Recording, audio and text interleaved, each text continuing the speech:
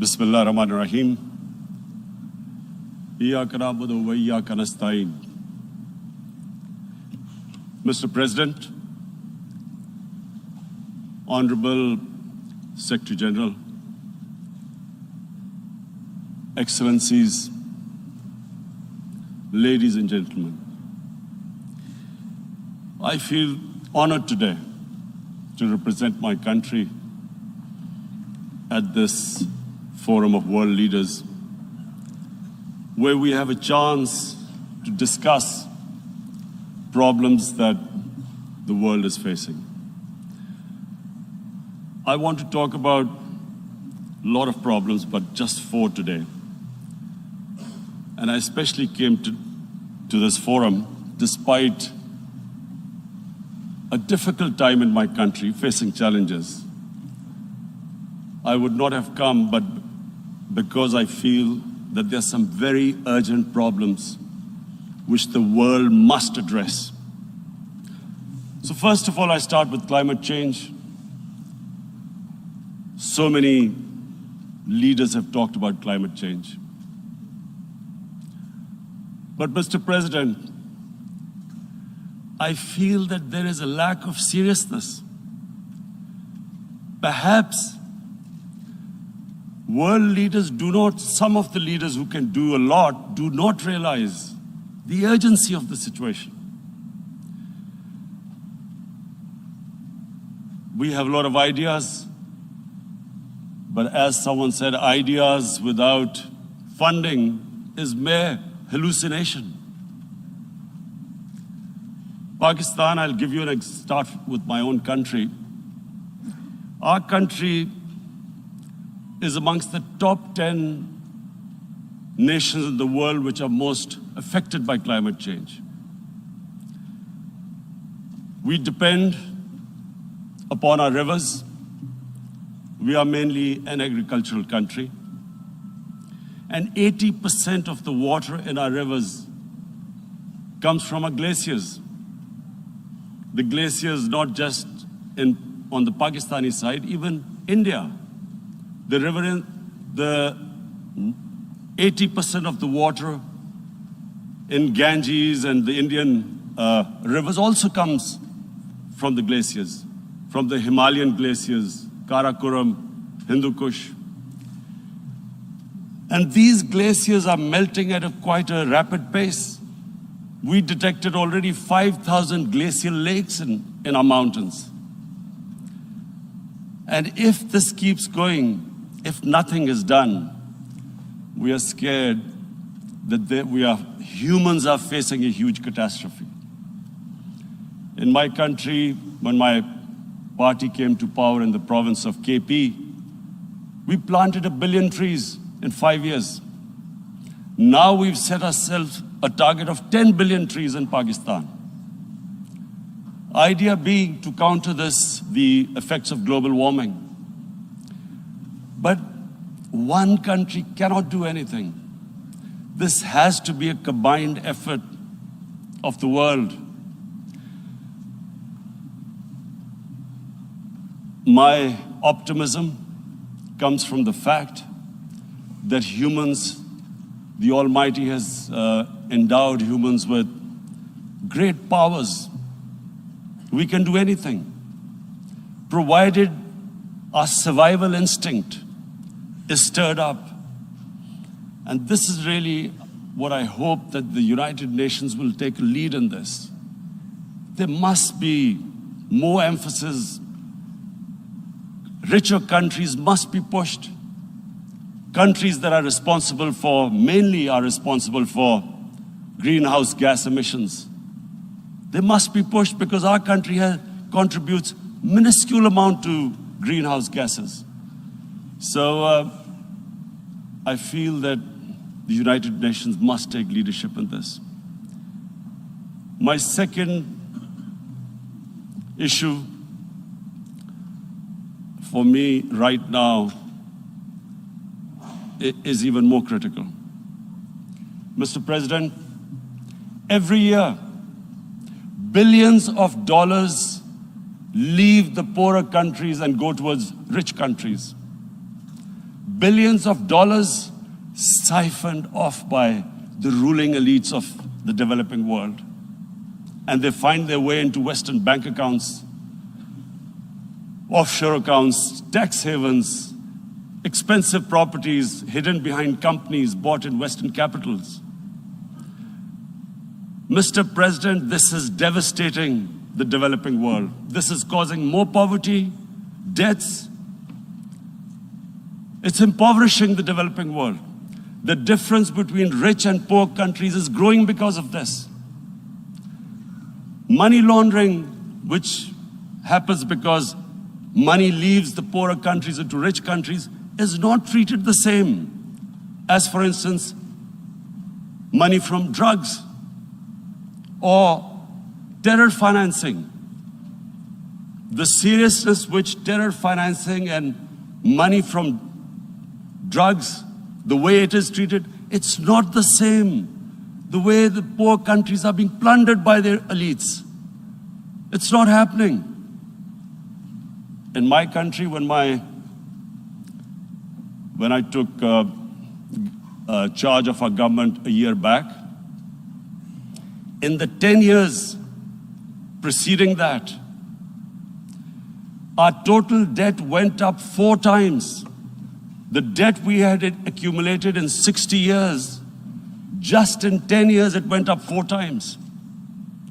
As a result, the total revenue we collected in 1 year, half of it went into debt servicing.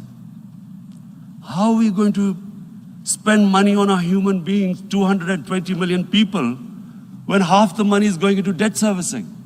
Because our country was plundered by the elites, the ruling elite.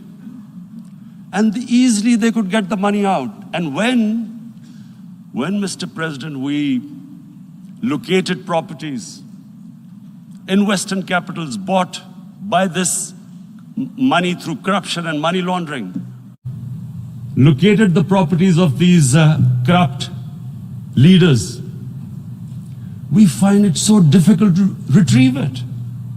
That money, if we retrieved that money, we could spend on our human beings. But it's so difficult. The laws protecting these criminals. We do not have the sort of money to have expensive lawyers and spend millions and millions of dollars. We need help from the rich countries. And Mr. President, it's critical. The rich countries must show political will. They cannot allow this to happen. How can the poor countries spend money on human development, which the United Nations asks, SDG? How are we going to do it when this money can easily leave our countries? So, unless the rich countries intend to build walls to stop economic refugees coming as we see right now, they must take action. They must take action now. It must be a deterrent. Corrupt ruling elites should not be able to take money out easily and park it into foreign bank accounts and into these properties abroad. And I never understand why. Why do we have these tax havens? Why is this allowed? Why shouldn't rich people pay taxes? Why is it legal to have these tax havens where you have these secret accounts? Because, world is changing. The population of the world is growing. Sooner or later, you're going to have a crisis. If the poor get poorer and the rich get richer, there is going to be a crisis sooner or later. So this is my second point. I hope that the United Nations takes a lead in this. It involves the IMF, the World Bank, Asian Development Bank. They must find a way of stopping this plunder of the developing world. My third point is Islamophobia. There are 1.3 billion Muslims in this world. There are millions of Muslims living in other countries, European countries, in the US, as minorities. Islamophobia since 9/11 has grown at a pace where it is alarming. Human communities live together. There should be understanding amongst them. But Islamophobia is creating a division. Muslim women wearing hijab, it's become an issue. It's become an issue in some countries. Hijab is some sort of a weapon.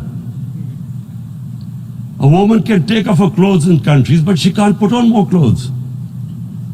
How is this happening? Because of Islamophobia.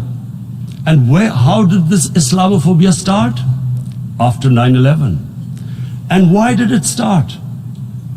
Because certain Western leaders equated terrorism with Islam. Islamic terrorism. Radical Islam. What is radical Islam? There is only one Islam. And that is the Islam we follow of Prophet Muhammad sallallahu alaihi wasallam. There is no other Islam. Radical Islam, Islamic terrorism, what message did they send to people in the West?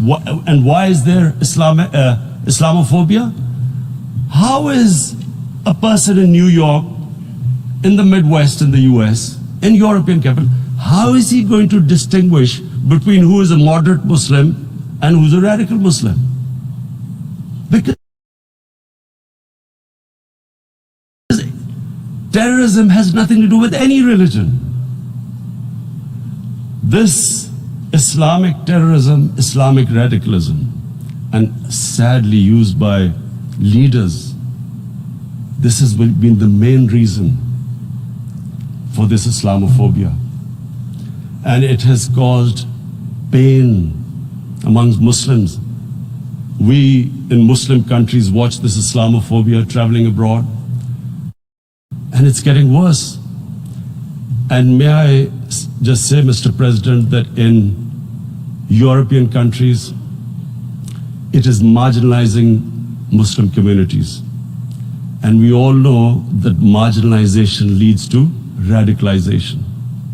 Some of the people who ended up as militants in Syria and other places were from marginalized Muslim communities. And my point here is that we must address this issue. I'm sad to say that we Muslim leaders have not addressed this issue either. After 9/11, when this thing came about war against radical Islam, rather than Muslim leaders trying to explain to the West that there is no such thing as radical Islam, in all human communities, they are radicals. They're liberals and rest are moderate. All human communities, Christians, Jews, everyone has it.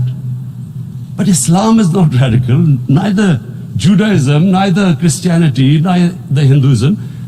No religion preaches radicalism. The basis of all religion is compassion and justice, which differentiates us from the animal kingdom. But unfortunately, the Muslim leadership was so scared of being called radical Islam that all of them became moderates. In Pakistan, we were in the eye of the storm, and our government coined a phrase called enlightened moderation. No one knows what it meant, but everyone started putting on Western suits that they were moderates, started speaking. Even those who didn't know English would speak English because they were moderates. No one had a clue what it was, because we in the Muslim world did not explain to the West that there is no such thing as radical Islam. One of the reasons why after 9/11 Islam was supposed to be equated with terrorism was suicide attacks. Because the 9/11 bombers did a suicide attack, all sorts of theories came up that the Muslims are involved in suicide attacks because they will get virgin in heavens. Some came up with, what about women? Suicide attackers. So this bizarre thing happened. No one explained. Suicide attacks and Islam were equated. No one did research that before 9/11, the majority of suicide attacks in the world were by Tamil tigers, who were Hindus. No one blamed Hinduism, and quite rightly. What has Hinduism got to do with what desperate people were doing in Sri Lanka? We all know about, we've seen films about Japanese kamikaze pilots at the end of the Second World War doing suicide attacks. No one blamed the religion. But here we were trying to prove we were moderates and not explaining to the West. But the most important thing I wanted to say here today, in explaining this Islamophobia, Mr. President, and I feel it's very important because I've spent, because of, I played professional sport in England, I spent a lot of time there, so I know how the Western mind works and how West views religion. So where the misunderstanding about Islam came. And one of the reasons it caused Islamophobia. That was, in 1989, this book was published, maligning, insulting, ridiculing our Prophet Muhammad sallallahu alaihi wasallam. And there was a reaction in the Muslim world. The West couldn't understand what was the problem. Because in the West, because I have spent so much time in the West, religion is perceived completely differently. They don't look upon religion like we do. And so, Islam was supposed to be an intolerant religion. It was against freedom of expression. And Islam took a real beating 30 years ago. I still remember it became a watershed. And every 2 or 3 years, someone would malign our Prophet, peace be upon him. There would be a reaction by the Muslims. And again, it was Islam, an intolerant religion. Again, this time, I blame a certain section of the people in the West who deliberately provoked this, knowing the impact it would have. But the majority of the people in the West didn't understand. This is where, again, Muslim leadership let the Muslims down. We should have explained to them what our Prophet, peace be upon him, means to us. So in 1 minute, I'll try and explain what he means to us. Our Prophet was the witness to the divine book, the Holy Quran. The Holy Quran is the book of guidance for Muslims, and the Prophet's life was living the Quran. He was an example of what the Quran guided us to be. So he is the ideal we all try to get to. The Prophet created the state of Medina, the first state in Islam. That state was the basis of a Muslim civilization which became the predominant civilization for the next 700 years. And what was that state? I hear such strange things about Islam, that it is against women, it's against minorities. The first state of Islam in Medina, it was the first time a welfare state was set up. The state took responsibility of the weak, widows, orphans, poor people, handicapped. It taxed the rich, spent the money on the poor. The state announced that all human beings are children of Adam, hence equal, whatever the color of their skin. The state announced, the Prophet announced that, and slavery, the whole system depended on slavery as it did for many years in the Western societies. The Prophet said that one of the greatest deeds is to free a slave. But because the society depended on slavery, he said, but if you have to treat them as an equal member of the family. And as a result, something happened in a Muslim world which hasn't happened in any other civilization. Slave dynasties appeared, slaves became kings. The Mamluks, slaves who ruled Egypt. In India, there were slave dynasties. And then, with minorities, again, you hear that Islam is supposed to be against minorities. Let me just make this clear. In Islam, the Prophet announced that everyone was free to practice his religion. It was a sacred duty to protect the places of worship of all religions. He announced that every person is equal in front of law, whatever his religion or his color.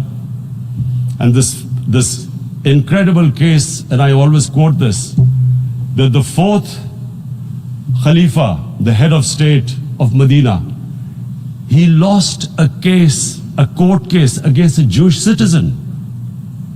So, number one, it showed there was a rule of law, no one was above law. And number two, that a Jewish citizen was an equal citizen. So, Mr. President, when a Muslim society is unjust to its minorities, it is going against the religion of Islam and our Prophet, peace be upon him. So, it is important to understand this. The Prophet lives in our hearts. When he's ridiculed, when he's insulted, it hurts. As we human beings understand one thing, the pain of the heart is far, far, far more hurtful than physical pain. And that's why the Muslims react. And I always thought that if I ever had this stage, I would try and explain this to the world community, especially to the Western community, because having lived in the Western community, people didn't understand this. When I first went as a teenager to England, there was a comedy film on Jesus Christ. It's unthinkable in Muslim societies. So we need to explain that, look, in a human community, we must be sensitive to what causes pain to other human beings. We have, in the Western society, and quite rightly, the Holocaust is treated with sensitivity because it gives the Jewish community pain. That's all we ask. That do not use freedom of speech to cause us pain by insulting our Holy Prophet. That's all we want. And now, the number fourth point, Mr. President, and this is the most critical point, is the reason why I especially came here. It is about what is happening in Kashmir. Before I go on this, I want to make one thing clear. That when we came to power, my first priority was that Pakistan would be a country which will try its best to bring peace. We had been through this war on terror. We joined the United States war on terror after 2001.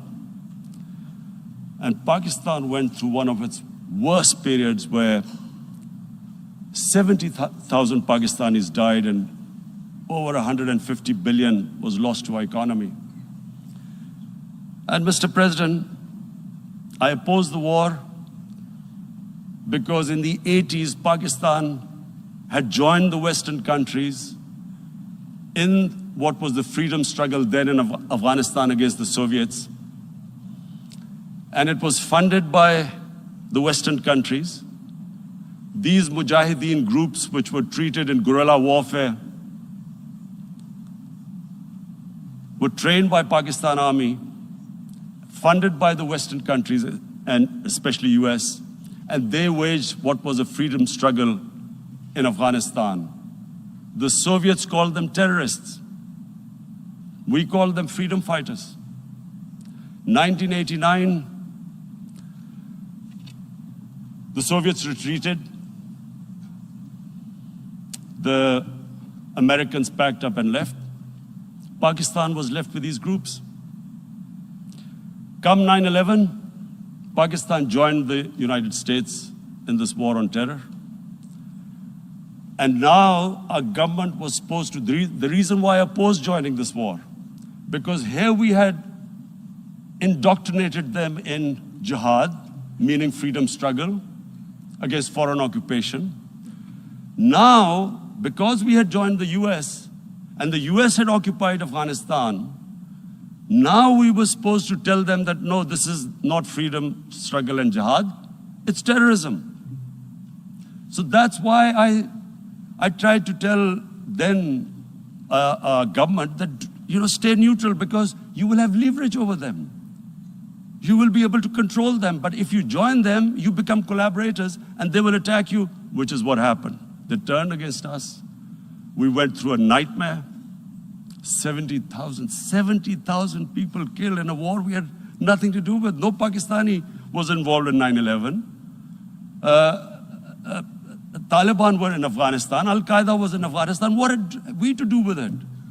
70,000 Pakistanis died. So when we came to power, we decided that we would dismantle what was left of these groups.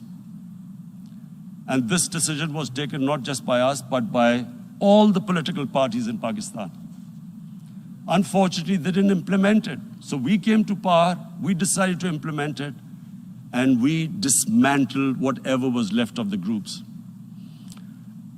And I know that India keeps accusing us that there are these groups there. I would like the United Nations to send observers, see for themselves what we've done. No Pakistani government would have dared to do this because it would have created strife. But we decided that there would be no militant organizations in Pakistan. So I need to give you this background and to what I'm going to say later on. And secondly, we started mending fences. I invited the Afghan president. We developed a relationship with Afghanistan. We had problems with Iran. We mended fences there. And then India. Now let me just give you a little background about my relationship with India. Because of cricket, and cricket being it's a passion in the subcontinent, I had great following in India. I have friends in India, and I loved going to India. So immediately, when my party came to power, the first thing we did was to immediately reach out to India. And I spoke to President Modi and I said, look, we have similar problems. Climate change, poverty, let's get together. Let's resolve our differences through trade. Let's build a relationship on trust. Prime Minister Modi told me that, there were terrorist attacks from Pakistan. I said, we have problems with you. There are terrorist attacks which we know are instigated by India in Balochistan. We caught a spy, Kulbhushan Yadav, who admitted what the sabotage going on in Karachi and Balochistan. So we said, look, let's leave that behind. Let's move forward. Our main priority should be our people. The highest number of poor people live in the Indian subcontinent. Unfortunately, didn't make any headways. Our foreign minister was supposed to meet on this in the UNGA last year. India canceled it. We thought that it's their election coming up. It's a nationalist, ultra-nationalist party. It doesn't want to cozy up to Pakistan. So we thought, okay, we'll wait till the elections. Meanwhile, a 20-year-old Kashmiri boy, whose father said was radicalized by the security forces in Kashmir, blew himself up on an Indian convoy. Immediately, India blamed us. I spoke to the Indian public on television. I said, if you give us any iota of proof, we will immediately take action, because we've clamped down on these groups. Rather than sending us any proofs, they sent their jets in, they bombed us. We retaliated. A jet, 2 of their planes were shot down, 1 pilot bailed out in Pakistan. We immediately returned the pilot, saying that, look, we do not want any escalation. Rather than taking that as a peace gesture, the entire campaign, almost the entire campaign of Mr. Modi in the election was how he had taught Pakistan a lesson that jets had killed 350 terrorists. Complete lie. They had just killed about 10 trees of ours, which was quite painful given that, we are growing all these trees. He then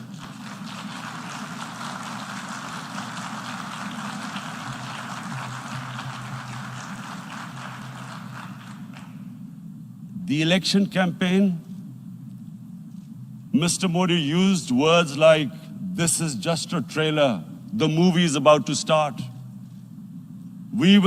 I went into Pakistan and taught them a lesson. This was the election campaign. Okay, so we thought, us politicians make all these statements to win elections. So, okay, after elections, we'll get back to our normal relationship. Well, the moment the elections ended, we approached India, no response, but then we discovered they were trying to push us in the FATF blacklist to bankrupt us. That's when we realized there was an agenda. And that agenda became obvious on the 5th August when India went against 11 United Nations Security Council resolutions which say that Kashmir is a disputed territory and the people of Kashmir have the right of self-determination. They went against that. They went against Simla Accord, which is about bilateral, sorting out our differences through bilateral means, went against that. They actually went against the Indian Constitution. Illegally, they revoked Article 370, which gave Kashmir the special status. They got an extra 180,000 troops there. Total number of security forces in Kashmir now are 900,000. And they put 8 million people of Kashmir under curfew.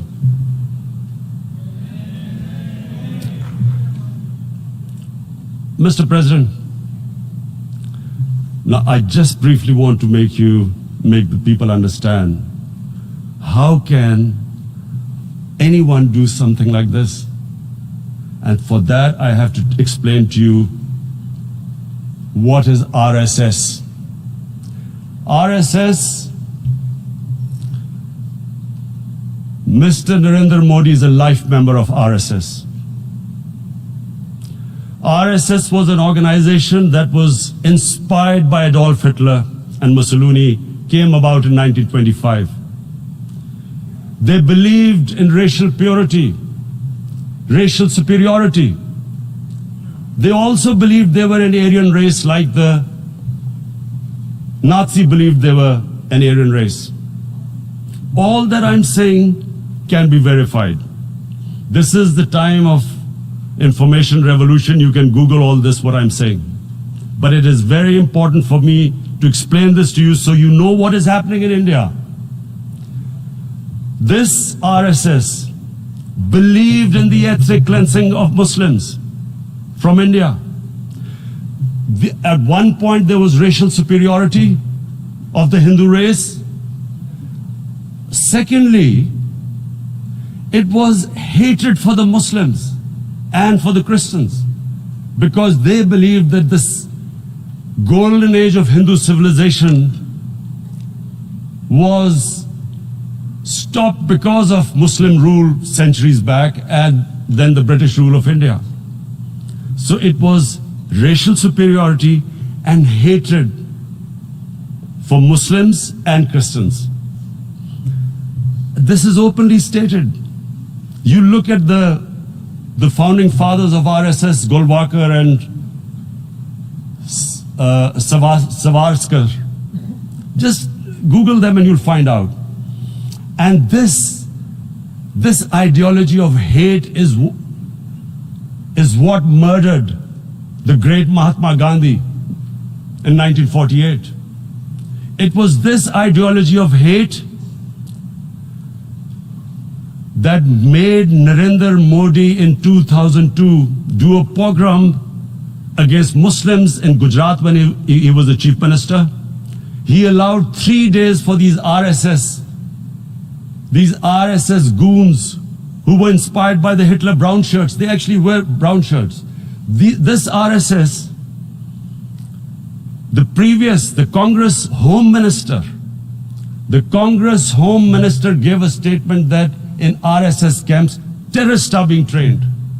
And these terrorists butchered 2,000 Muslims and 150,000 Muslims were made homeless. Narendra Modi could not travel to the US because of that.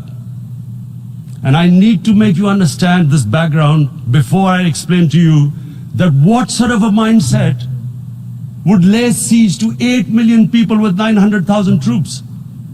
Women, children, sick people, locked in as animals. In fact, of what I know of England, if 8 million animals were locked in, the RSPCA would have made a lot of noise about it. These are human beings.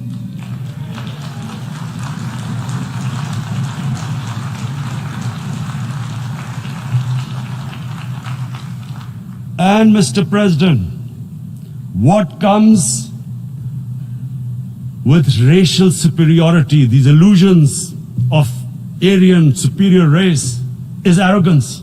The two go together. And it's arrogance that makes people make mistakes and do stupid things. Cruel things like what Narendra Modi has done. It's sheer arrogance. And it's arrogance that has blinded him from the fact that what is going to happen when the curfew is lifted. Has he thought about it? This hasn't been thought through. What is he going to do when he lifts the curfew? Does he think that people of Kashmir will quietly accept the status quo because India has changed the constitution and taken away the special status? They'll accept that?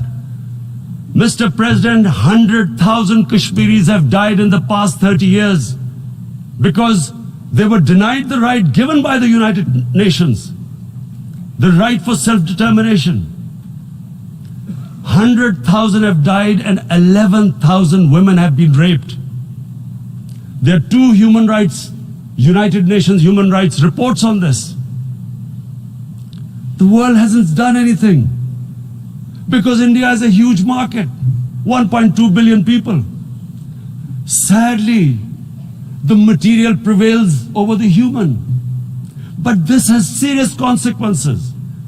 Again, I repeat, that's why I'm here. Look, what is going to happen when the curfew is lifted will be a bloodbath.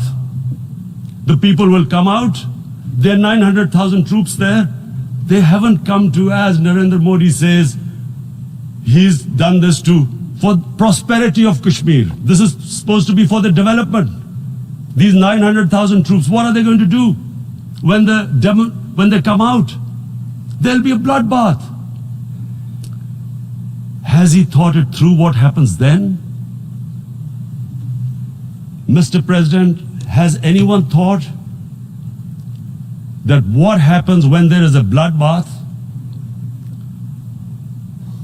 What do you think the impact will have on people of Kashmir? What do you think they will think? The way they have been boxed in their houses, treated like worse than animals, no rights. Thousands of all their political leadership has been arrested, taken out of Kashmir. Even those Kashmiri leaders who were pro-India have been taken out. 13,000 boys have been picked up and taken to God knows which destinations. So what do they think? What will the people of Kashmir do when they lift the curfew? They will be out in the streets. And what will these soldiers do? They will shoot them. They've already used pellet guns, blinded young boys. In the last 6 years, the 5 years, the oppression that has gone on in Kashmir. And so, Kashmiris will be further radicalized. Mr. President, there will be another Pulwama. And guess what? India will blame us. They're already blaming us. They're saying all this is happening because of Pakistan. One of their defense ministers said there are 500 terrorists lined up on the border to go in. Why would Pakistan send 500 terrorists when there are 900,000 troops? What impact are they going to make? What will they do? And why would? Don't we know that the moment there is some terrorist attack, all that will happen is there will be further cruelty and oppression of the people of Kashmir. We will just give the 900,000 troops to further crush the people of Kashmir. And then we'll give the Indian government an excuse that, look, Pakistan is a terrorist state, and this mantra that has gone on, Islamic terrorism. The moment you use this catchword, Islamic terrorism, the whole world turns away. No one talks about human rights. You can do whatever you want, which is what has happened in Kashmir, because they keep using this word, Islamic terrorism. And this is what they're doing right now. What do we benefit from further increasing the cruelty on the people of Kashmir? And why would we want this? But there is no other narrative left for India. As when they lift the curfew, whatever happens, Pakistan will be blamed, and there is always a danger of another Pulwama. They might come and bomb us again, and then another cycle might start. And what does Narendra Modi think that 180 million Muslims of India are thinking right now? Aren't they watching these Kashmiris stuck inside for 55 days they've been stuck in? Aren't they watching? What do you think? Don't you think that the Muslims will be radicalized in India? And I'm talking about 180 million people. And when they get radicalized, there will be some incident in India somewhere down the line. Again, we will be blamed. And I'm warning you right now, again, we will be blamed. And Mr. President, what about 1.3 billion Muslims who are watching this? And they know that it is only happening in Kashmir because they're Kashmiri Muslims. This is not happening to Kashmiri Hindus. They know that this is happening because of their religion. So what do you think they will be thinking? What do you think the Jewish community would think if they were, forget 8,000 Jews stuck like this? What do you think Europeans would think? What do we think? I mean, any human community, if their members are stuck like that, what do you think they will think? Are we a children of a lesser God? Is it not going to cause us pain? And then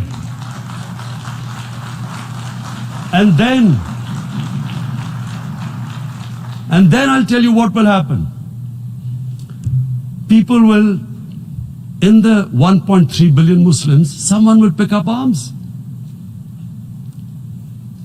I know we've been brought up with films, Western films. This good, decent guy doesn't get justice. He decides to pick up a gun and start seeking justice. There was a film made in New York, famous film called Death Wish. This guy gets mugged by his family, his wife gets killed or something. He can't get justice. He picks up a gun and he goes around shooting muggers. And the whole cinema cheers him on. So what do you think the Muslims are thinking right now? If there is a bloodbath, there will be Muslims becoming radicals, not because of Islam, but because of what they will see, that there's no justice when it comes to Muslims. There were Rohingya Muslims, Myanmar, who are, God knows, almost 1 million people out, ethnic cleansing. What was the response of the world community? So what do you think will be the response of 1.3 billion Muslims? I picture myself. I'm in Kashmir. I've been locked up for 55 days. I have heard about, and there are rapes, Indian Army going into homes, soldiers.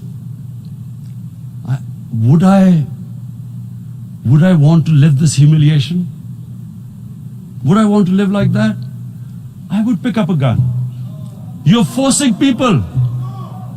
You are forcing people into radicalization. When people lose the will to live, what is there to live for? And this is what, if you can do this to human beings, you are actually radicalizing people. And so, Mr. President,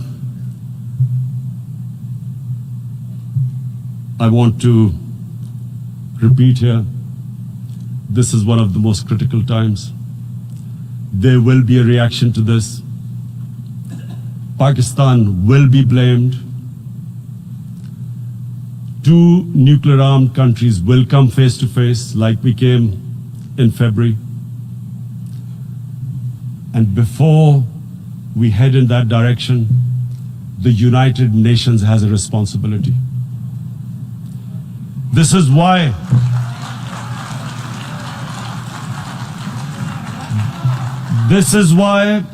the United Nations came into being in 1945. You were supposed to stop this happening. I feel we are back to 1939, Munich. Czechoslovakia has been taken, annexed. What is the world community going to do? Is it going to appease a market of 1.2 billion, or is it going to stand up for justice and humanity?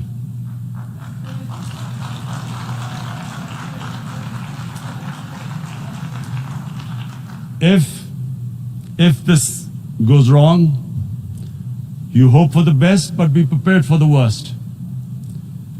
If a conventional war starts between the 2 countries, Mr. President, if a conventional war starts, and anything could happen, but supposing a country 7 times smaller than its neighbor is faced with the choice, either you surrender or you fight for your freedom till death, what will we do? I ask myself this question. And my belief is, La ilaha illallah, there is no God but one. And we will fight. And when